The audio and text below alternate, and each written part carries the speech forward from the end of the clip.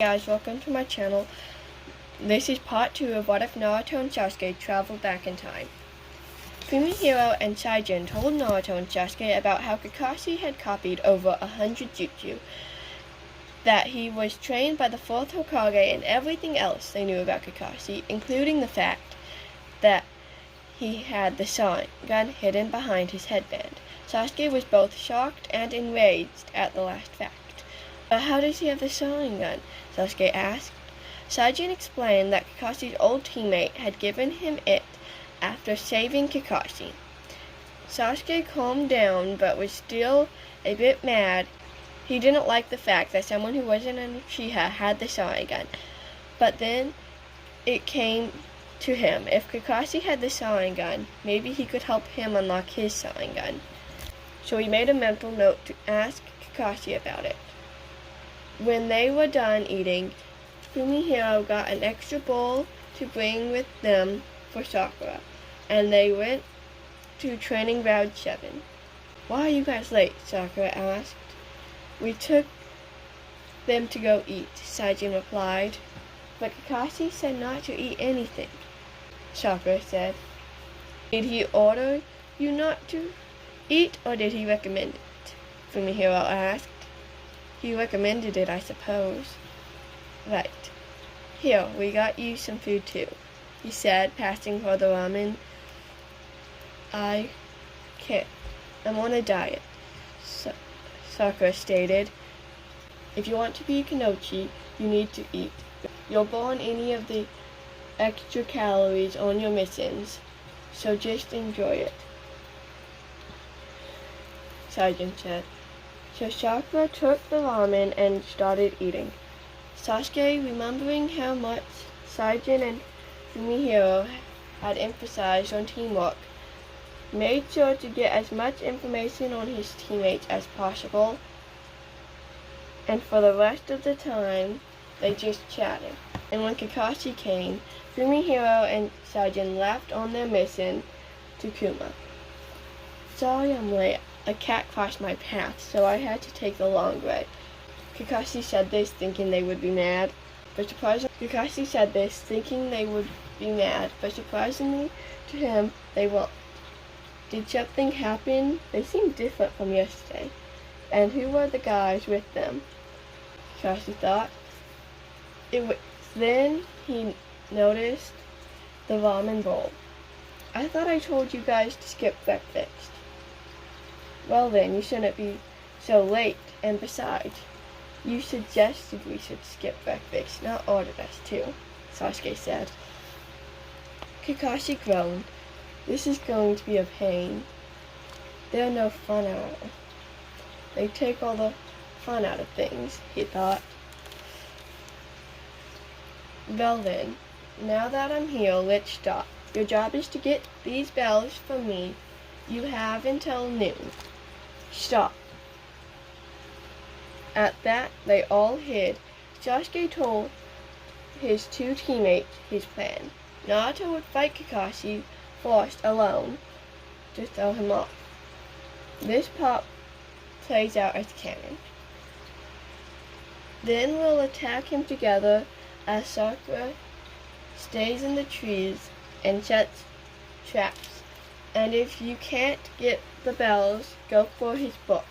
Sasuke appears in front of Kakashi, and this fight goes as canon up until Sasuke touches the bell. When Kakashi jumps back to avoid Sasuke, Naruto goes for the bells, but is kicked back by Kakashi. So he uses shadow clones to try and force Kakashi into one of Sakura's traps. Kakashi didn't catch on to what Naruto was doing until he sprung the trap. He manages to dodge, though, and then Sasuke uses a fireball jutsu, and Kakashi did the head under jutsu.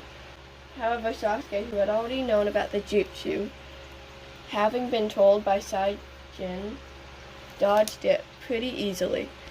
By the time Kakashi had come back up, Naruto had already sprung toward him.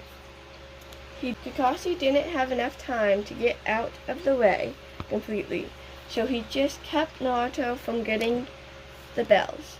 However, Naruto wasn't after the bells, but by the time Kakashi had realized it, it was too late. Naruto already had the book held out toward Sasuke. Give us the bells, or Sasuke will burn the book. What? You can't do that. That's my signed copy. Do you have any idea how hard it is to get that? Sasuke started the hand signs for the fireball jutsu. Okay, you all passed. They all smiled, but none of them seemed surprised at the fact that all of them passed, and not just two of them. You guys are the first team to ever pass my test. In the ninja world, it's true. The ones who break the rules are trash. But the ones who abandon their friends are worse than trash. You guys don't seem surprised about you all passing, despite the fact I told you only two of you could pass. Did you already know the true intention of this test? Kakashi asked. Yeah, some Jonin told us about it, Sasuke said, smirking. They're also the ones who gave us the ramen, Naruto said excitedly. Dang it, they took all the fun out of it. What were their names? They didn't actually tell us, but I heard them call each other Fumihiro and Saijin. They just got back from an 8-year-long mission, Sasuke said. Kakashi thought it would be people he knew, but he didn't recognize these names. What did they look like? Mr.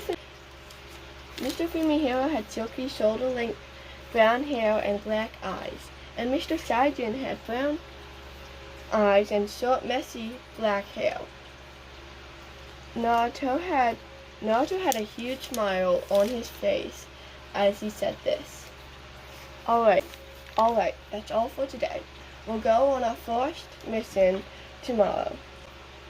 At that, they all left, and Kakashi went to find the Jonin. 5 days later, Kakashi was at Naruto's front door. Kakashi was getting irritated that he hadn't been able to find the Jonin. He had even asked the Hokage about them. Naruto told him that Fumihiro was his neighbor, but he didn't seem to be home, which was why he was at Naruto's place. He wanted to know if Naruto knew when Fumihiro would be home. Hey Kakashi-sensei, do you need anything? Naruto asked. Yeah, do you know Fumihiro will be home? All I know is that he'll be back tonight. I don't know when exactly he'll be back, though. Would you like to wait for him in my apartment? Naruto asked. If you wouldn't mind, Kakashi said. Yes, it'll be nice to have company. With Fumihiro and Saijin, they appear in the Hokage's office, carrying Hizashi. However, Hizashi wasn't dead as they thought he would be. It turns out the Kumo ninja had been keeping him alive with a life suspension seal. Luckily, Naruto was an extremely skilled seals master, so he was able to remove the seal without killing Hizashi pretty easily. They informed the Hokage about the mission. The seal was the most difficult thing on the mission, and that wasn't even that hard to deal with. The Hokage stared at Hizashi for a second before speaking. Alright, the council meeting will be tomorrow. Can I assume nothing will happen in the immediate future? No, nothing will happen until the tuning exams. Okay, by the way, Kakashi has been looking for you two. He's probably waiting with your younger counterpart, Naruto. Thanks for the heads up, but I must ask you to call me by my code name, Naruto said. Sorry, the Hokage replies. Hizashi stands up, surprising everyone in the room. He had been awake. Fumihiro and Saijin crossed themselves for not checking if he was asleep. How long had you been awake? Naruto asked, hoping that Hisashi hadn't heard their conversation. Long enough to know that you are not from this time, are you? But don't worry, I take this as an Ashwake secret, so I won't tell anyone. Fumihiro crossed himself again. He couldn't believe he didn't notice that Hisashi was awake. Thank you, I trust you, Hisashi, he says, and they all leave. Kakashi is sitting by the window of Naruto's apartment so he could watch for Fumihiro. So as soon as they arrived, Kakashi opened the door and stopped them so he could ask them the questions he had, and Naruto invited them in. They decided to come in, and Fumihiro asked if they had eaten dinner. When they said no, he offered to go to his place instead so he could cook them all dinner. Fumihiro made tomato onigiri. How did you know about my test? Kakashi asked while they're eating. Well, because your students told us, of course, Fumihiro replied with a small laugh, knowing this isn't what Kakashi meant.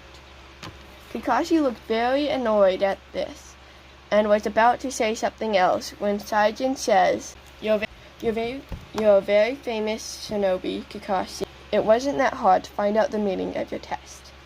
Kakashi didn't look convinced, but he didn't say anything else on the subject, and instead asked who they were. Saijin Tora, Saijin said bluntly. My name is Fumihiro Kota. Anything else you want to know? Kakashi had a lot of things he still wanted to know, but settled with just 2 more questions. What will you be doing this week? He asked. We have to go to the council meeting tomorrow. Other than that, we don't know yet. Kakashi felt like he should have been surprised at them going to the council meeting, seeing as he hadn't even known them, but he wasn't surprised. He felt like nothing they would do would surprise him. Then would you come help train my students on Thursday? You seem to have influenced my students a lot. It was currently Tuesday, and the council meeting was on Wednesday, so they didn't think they had anything to do, but they weren't sure. Naruto was looking at them expectantly, and was very fidgety. Like I said, I'm not sure what we're doing this week, so we might be busy then. Naruto looked upset, and Kakashi looked irritated at this. But we promise to train with you guys the next time we can, Fumihiro said with a smile that reminded Kakashi of Minato. Naruto still looked a bit upset, but they both seemed satisfied with this answer. When they were done eating, Fumihiro asked Naruto and Kakashi to leave so he could rest, for neither Fumihiro nor Saijin slept during their 5-day mission. Fumihiro let Saijin stay.